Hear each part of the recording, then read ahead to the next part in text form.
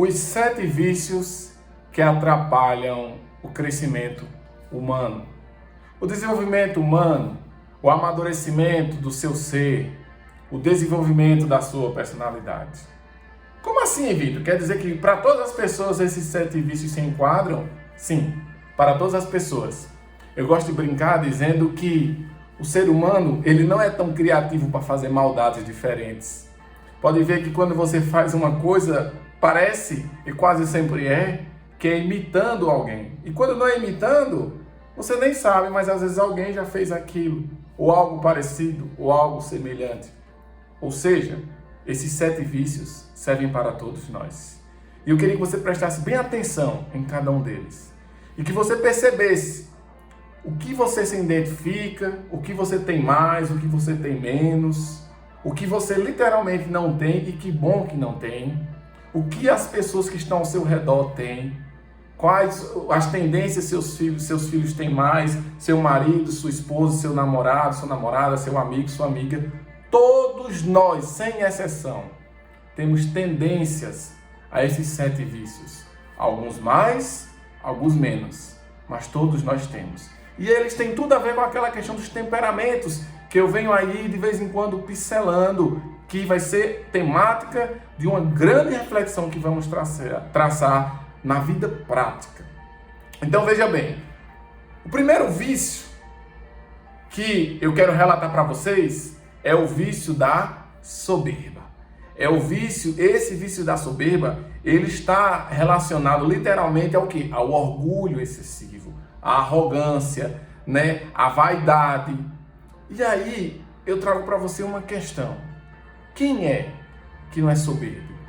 Quem é que não é orgulhoso? Quem é que não é vaidoso? Quem é? Se você parar para pensar, desde os primeiros seres humanos, desde o início da humanidade, o ser humano, ele vem todos os dias caindo cada vez mais na soberba.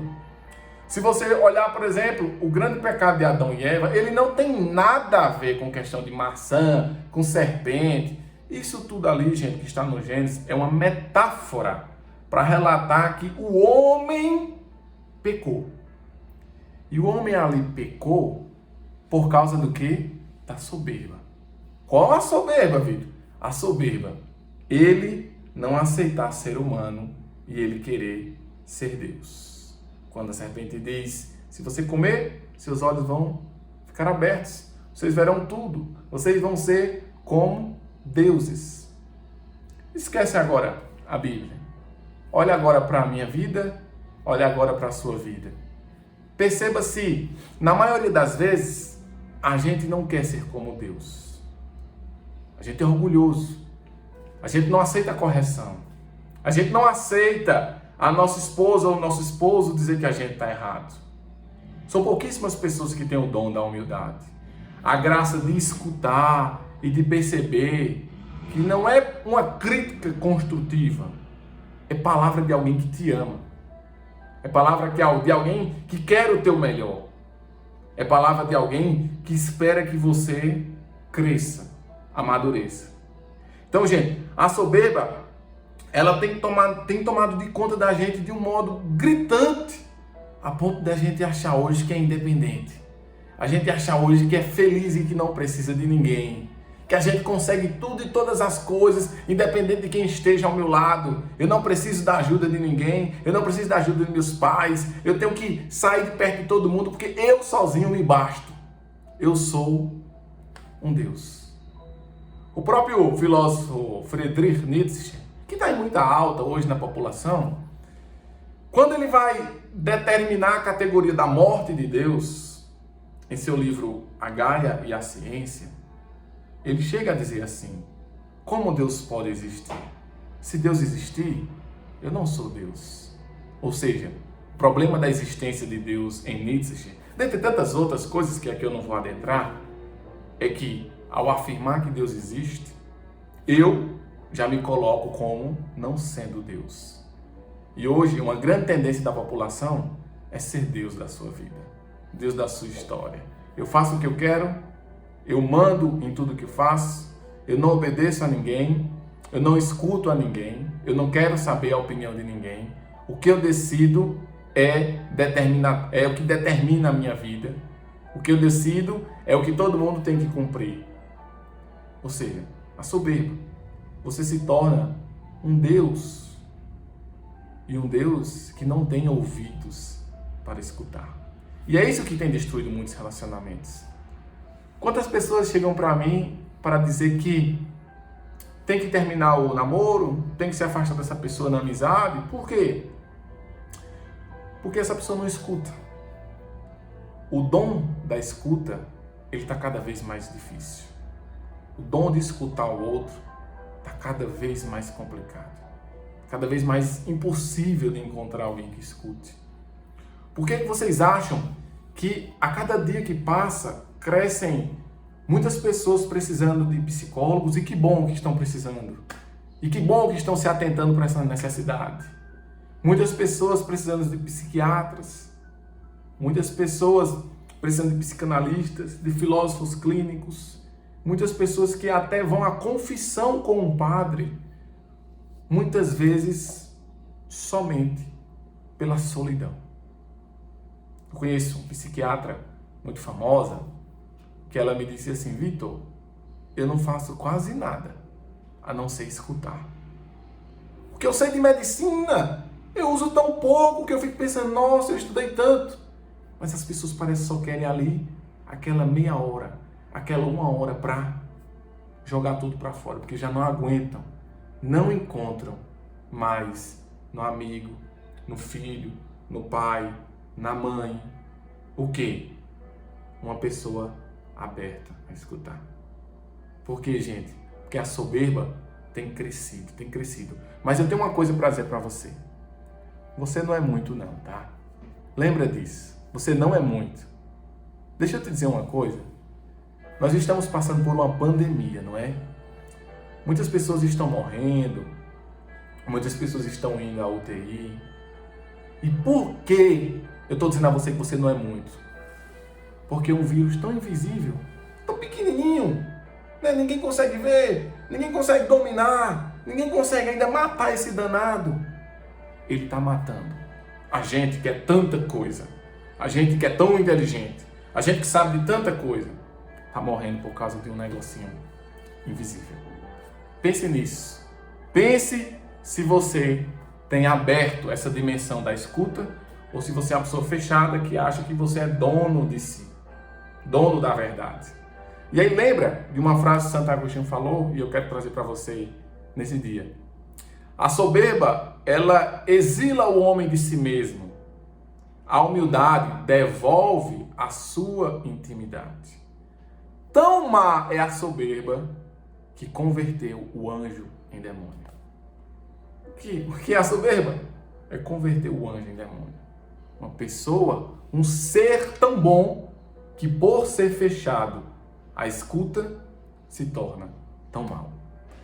Segundo vício muito concreto da vida humana é o vício da avareza. Esse vício está relacionado, gente, ao excessivo, mas é excessivo mesmo, e descontrolado gosto, desejo pelos bens materiais e pelo dinheiro. Então, se você olhar direito, o salário da avareza, ele é literalmente o quê? O medo.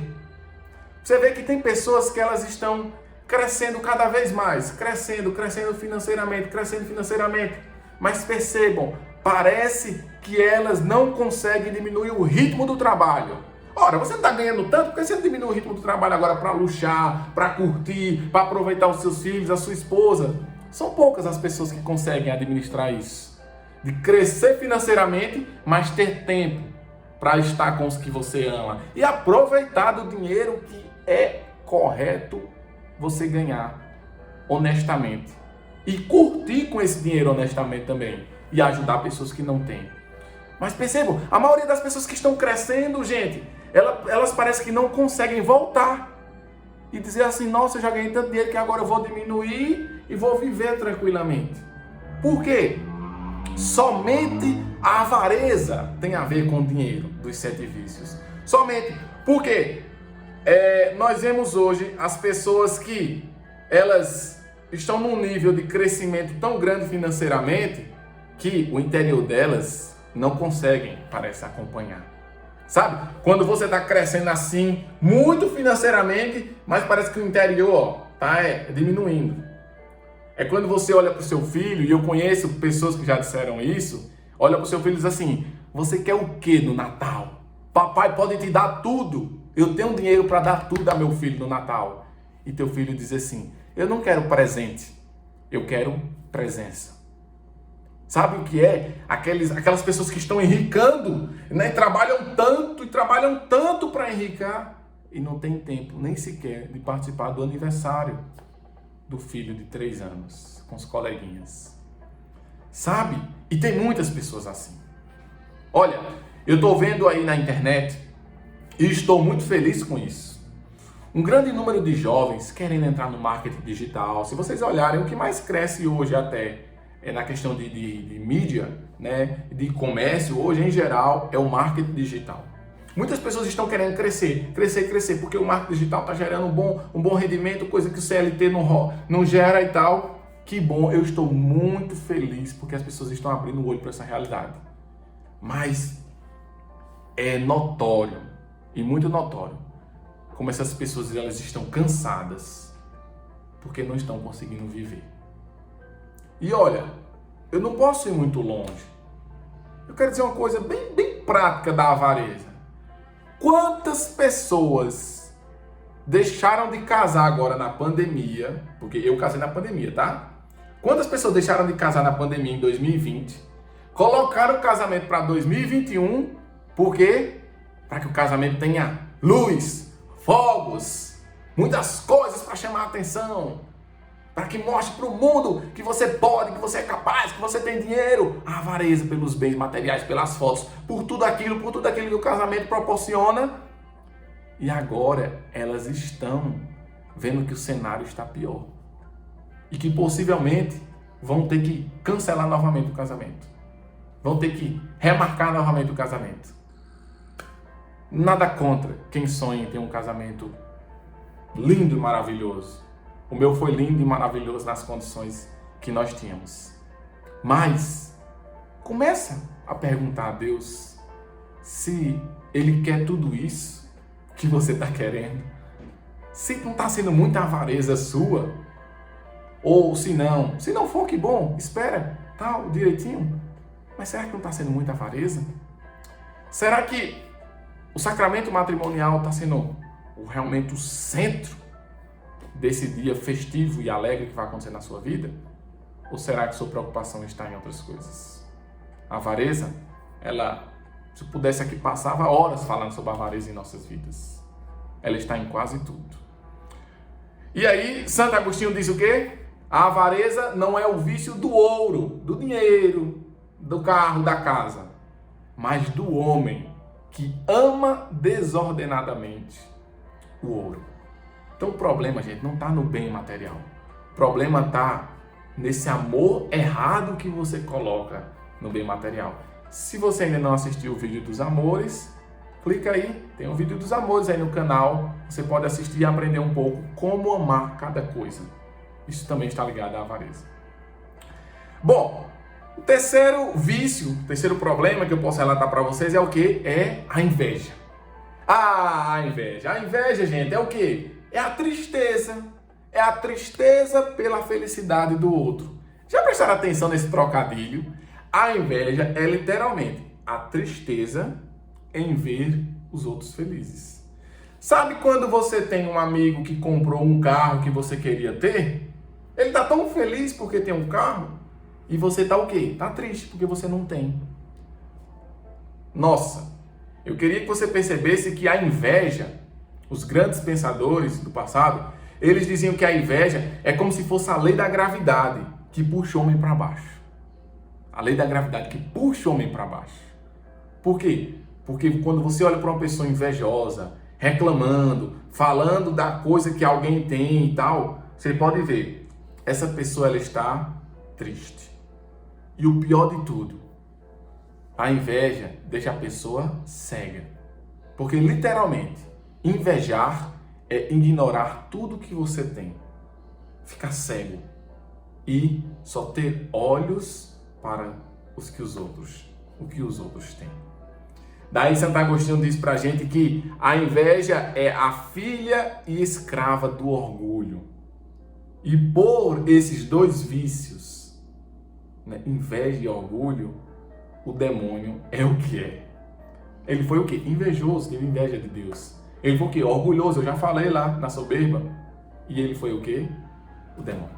O anjo que deixou de ser bom e quis se tornar um anjo mau. Tome cuidado com a inveja. Aquilo que eu falei lá nos amores, sabe? Valorize o que você tem. Valorize o que você é. Não esqueça que muitas pessoas, ou quase todas, para crescer na vida, elas tiveram que batalhar. E aí, novamente, eu vou falar do marketing digital. Esses dias, algumas pessoas me procuraram para dizer que estavam um pouco tristes porque estão estudando sobre marketing digital, mas não conseguem crescer, não conseguem ganhar dinheiro, não conseguem evoluir como o mentor, a mentora dela consegue. Olha, eu quero dizer uma coisa para você. Não compara a tua vida com a dos outros. E a segunda coisa, eu acredito que teu mentor, tua mentora, ou quem quer que seja, para crescer, teve que batalhar, teve que suar, teve que chorar, teve que acordar madrugadas, teve que dormir tarde, teve que perder dias e dias de coisas até especiais para conseguir chegar onde chegou. Para de ficar triste com as alegrias dos outros. Para de ignorar o que você tem. Para de olhar para os outros e começa a olhar para você. Bom, quarto vício que nós podemos dizer é o vício da ira. A ira é o quê? A ira não é nada mais, nada menos do que um intenso e descontraído sentimento de raiva, ódio, rancor, que pode ou não gerar um outro problema, que aí valeria um vídeo só sobre isso, que é a questão da vingança. Olha, se você olhar bem hoje a população, nós temos hoje muitas pessoas iradas. Claro, isso aqui está ligado à questão do temperamento melancólico também, né? Mas nós temos muitas pessoas iradas, muitas pessoas que já acordam mal-humoradas, e não é só porque são só porque são coléricas, desculpa, o temperamento era colérico. Não é só porque são coléricas, mas porque são o quê? Infelizes. Porque são invejosas com a vida do outro. Olha como uma coisa tem a ver com a outra. Ah, porque o outro consegue acordar 10 horas, eu tenho que acordar de 5 da manhã para trabalhar. Por causa da inveja eu começo a acordar com mau humor. Ou seja, eu começo a irar, eu começo a ter ira. Se você olhar bem, hoje muitas pessoas são azedas, gente. Muitas pessoas são muito azedas, sabe? São pessoas que, às vezes, elas não encantam, não transmitem paz, sabe? Com certeza no seu trabalho, na sua escola, se eu mandasse você hoje parar e pensar, quem é a pessoa que você percebe ser tranquila, realizada, em paz com ela mesma, encantadora? Pouquíssimas pessoas. Quase todas as pessoas, elas são muito azedas. Elas ainda não conseguiram encontrar o equilíbrio da vida. Elas pendem para os vícios, e os vícios, eles fazem o quê? Nos fechar, nos cegar e não perceber que a vida está passando e que eu não estou me tocando, que estou perdendo tempo, que estou perdendo a vida por coisas tão simples, tão bestas. Às vezes a gente vê, por exemplo, um pai que chega do trabalho e porque o filho estava, sei lá, em pé em cima da cadeira, ele já chega irado e bate nesse menino e arrebenta esse menino, falta matar o menino de pisa. E às vezes o problema não era nem o fato do menino estar naquela cadeira, porque muitas vezes o pai botou aquele menino ali em cima um dia para brincar. Sabe quando às vezes o pai pega o menino e bota, vem aqui meu filho, e bota ele em cima para ficar brincando? Pronto, outro dia ele subiu sem o pai botar. Às vezes o problema não está em um menino ter subido na cadeira, está em um pai frustrado do trabalho, né? Ele vem com esse desejo de raiva, de vingança, de estresse tão grande que ele desaba. E o pior que eu quero dizer para você aqui, o pior é que na maioria das vezes a sua ira, ela é pesadíssima para as pessoas que mais lhe amam. Sim, se você parar para pensar, em quem mais você desconta o seu estresse é na pessoa ou nas pessoas que estão ao seu lado a todo momento. E justamente elas recebem isso porque estão ao seu lado. E você ainda não se tocou que elas estão ao seu lado e deveriam receber o amor e não essa ira, essa raiva, esse estresse que muitas vezes nem culpa elas têm. Comece a pensar direito se seu estresse ele não é além do normal, não é além do cansaço, não é além da falta de educação do seu filho. Comece a se olhar e perceba se não tem algo em você que precisa ser organizado. Aquilo que eu falei dos temperamentos. Comece a olhar se o defeito dominante do colérico, muito forte, não é a ira, e precisa ser trabalhada, modelada, transformada, para que vire o quê? Para que gere em você o quê? Temperança, paciência, esperança de dias melhores. Então nós vivemos hoje num mundo de grande ira. E aí, eu quero dizer para vocês que nós temos percebido muita falsidade hoje. Hoje um filho olha e diz assim, professor, meu pai na igreja, ele é o legalzinho, ele é um santinho. Meu pai, não sei, lá no futebol, ele é o cara gente boa, ele é o cara que todo mundo gosta. Meu pai com os meus amigos, ele é o pai que meus amigos todos queriam, porque ele é legal, é brincalhão, é não sei o quê. Mas meu pai em casa é pior do que o Satanás. Meu pai em casa é horrível. Meu pai em casa arruma defeito em tudo, problema em tudo. Meu pai reclama de tudo. Meu pai cospe veneno o dia todo. Toma cuidado com a ira, porque ela sempre, lembra disso, sempre está machucando as pessoas que mais te amam e mais estão próximas de você. Bom, quinto, nós podemos falar, o quinto vício é o quê? A luxúria. Lembra que eu falei do amor, que também está preso aí um pouquinho ao consumismo? A luxúria, ela tem muito a ver com essa realidade. Por quê? Porque é esse desejo passional e egoísta por um prazer sensual, por um prazer material. O sexo, por exemplo, ele é uma das coisas muito próprias da vida luxuriosa. Se você for olhar direito hoje a população, ela trata muito o sexo como o quê? Como lazer. Unicamente lazer. Sabe aqueles jovens que vão ali para o carnaval, que vão para o São João, que vão para alguma festa e saem dali, vão para um motel com a menina, com o menino. Muitas vezes vão até 2 vezes para um motel na mesma noite. E muitas vezes ficam nessa vibe de fica com um, dorme com ele, fica com outro, dorme com esse. E você não sabe mais o que é sexo, o que é mais beijo, o que é mais ficar, o que é namorar, o que é casar. Por quê? Porque já está tudo muito bagunçado em você. Por quê? Porque o sexo virou lazer. E não sei se vocês sabem, mas na constituição do ser humano e na experimentação cristã, o sexo ele só tem 2 finalidades. A finalidade do sexo é unir e procriar. Por isso ele é ato conjugal.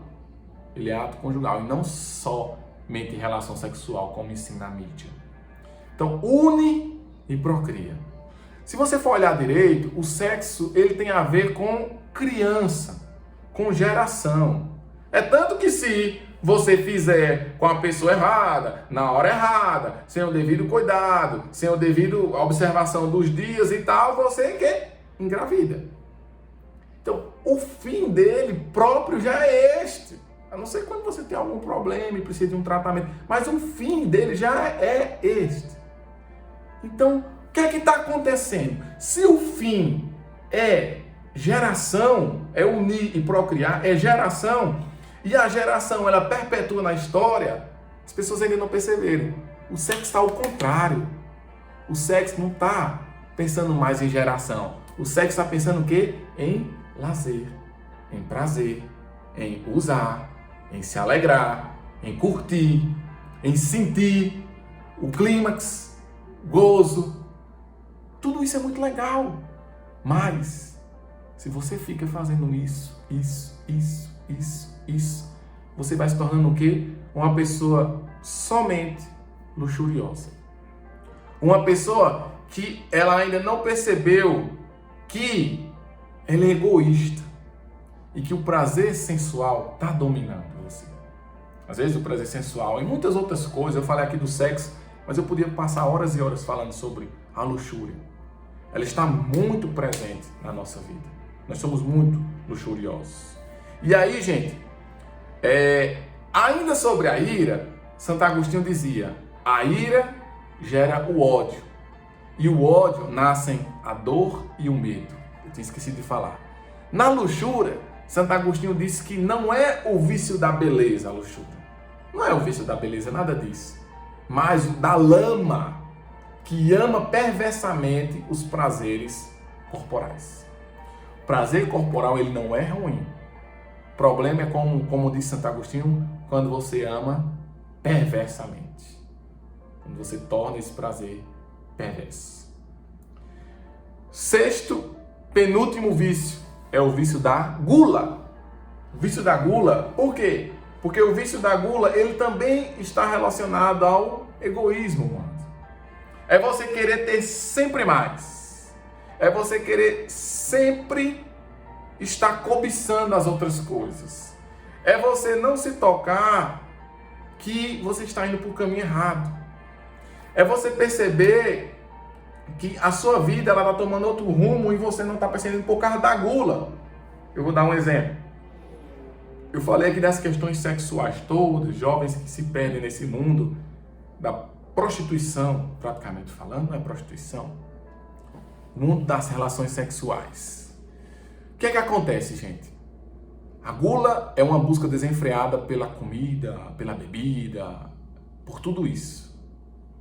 E muitas pessoas, quando bebem muito, acabam fazendo besteira, inclusive se traindo a esposa, traindo o marido, indo ter relação com uma pessoa ou com outra que não é a sua pessoa.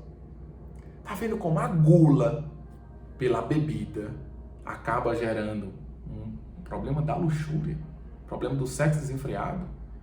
Perceba como a gula aqui, tão longe, a gula de comida e de bebida pode levar você a uma desgraça muito grande. E quantas pessoas não dizem: hoje eu vou encher a cara, que eu estou estressado? Olha, por causa da ira, gula. Por causa da gula, ira.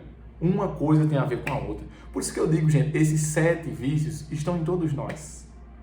E você que não para perceber: olha, eu posso beber até aqui. Daqui para aí, não, já não posso mais. Por quê? Eu vou cair na besteira. Eu posso beber até aqui, daqui para aí não. Vou parando. Então, tome muito cuidado com a gula, certo? Os grandes mestres espirituais do passado, eles diziam que você, e até a medicina concorda um pouco com isso, certo? Você tem que sair da mesa onde você está comendo, você tem que sair dali querendo comer mais. E não empanzinado, como a gente gosta de dizer. Por quê? Porque o cérebro é mais lento. O cérebro, a própria medicina confirma isso, ele vai processar depois a sua alimentação. Se você vai na onda de escutar a sua fome, você praticamente não vai parar de comer. E aí, o que é comida e bebida que servem para a nossa saúde, elas estão tendo outro papel, servindo para nós sermos viciosos. Nós caímos nos erros. E aí Santo Agostinho, sobre a gula, ele diz que a razão do beber e do comer é a conservação da saúde, como eu falei. Mas se faz pelo prazer, o que digo fazer por saúde. Muitas pessoas fazem por prazer e deveria fazer para a saúde. Tem algum erro beber alguma coisa? Não, jamais. Tomar uma cervejinha? Não tem erro nenhum, gente, nisso. O próprio São Paulo, na Bíblia, ele aconselha tomar uma taça de vinho. Então, Qual erro tem na bebida? Nenhum. Lembra que eu falei? O erro não está na beleza. O erro não está no bem material. O erro também não está na comida e na bebida. O erro está em você não saber o limite. O limite. Porque passou do limite, não vai passar só nisso. Vai passar no estresse, vai passar em tantas outras coisas. Você come demais, adoece, fica estressado, desconta nos outros. Uma coisa tem a ver com a outra. E por último, o 7º vício é o vício da preguiça. E infelizmente, esse vício tem levado muitas pessoas. Se você olhar bem claramente, o mundo, gente, ele leva a gente a ser preguiçoso. O mundo leva-nos a uma inércia. Não é o ócio. O ócio é bom. É você determinar um momento, um período, horas, minutos, para você pensar. Isso é bom. O ócio, nossa, se nós vivêssemos num bom ócio. O problema é que as pessoas vivem na preguiça. As pessoas, elas ainda não entenderam, vou dar um exemplo bem prático, que o lockdown que foi dado, por exemplo, aqui em Curitiba, nós entramos no lockdown, saímos do governador, passamos 3 dias, agora o prefeito fez um lockdown. As pessoas ainda não entenderam que o lockdown é da cidade e não da alma humana. O que é que eu quero dizer com isso? Que tem gente que está vivendo o lockdown da vida. Parou de viver. Se entregou à preguiça. Se entregou a não fazer nada. A inatividade.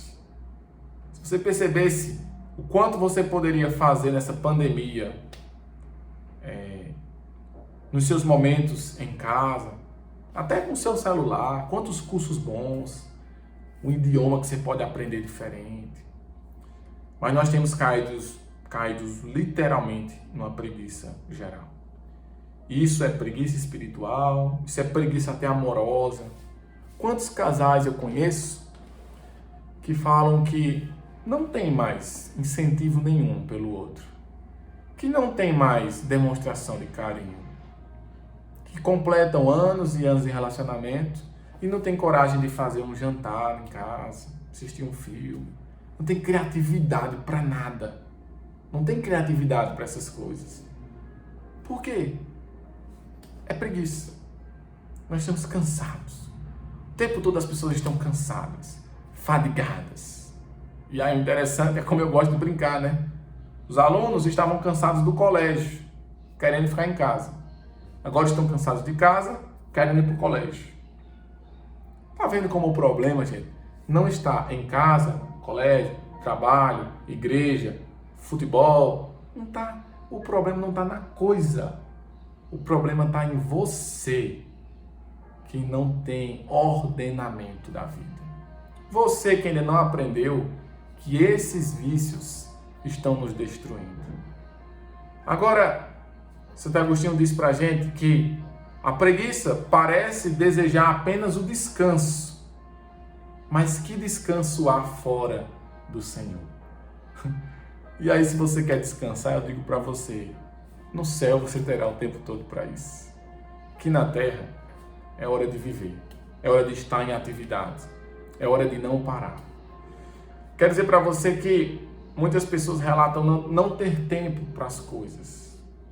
E o mundo da globalização, o mundo do século XXI, ele tem mostrado para a gente que tempo a gente não vai ter nunca mais. Mas é porque hoje eu faço mestrado, eu não tenho tempo de estudar. Termina o mestrado, vem um filho. Agora é por causa do filho, eu tenho que dar mais atenção. Termina um filho, vem o que agora? Ensinar a tarefa do filho, porque entrou no colégio.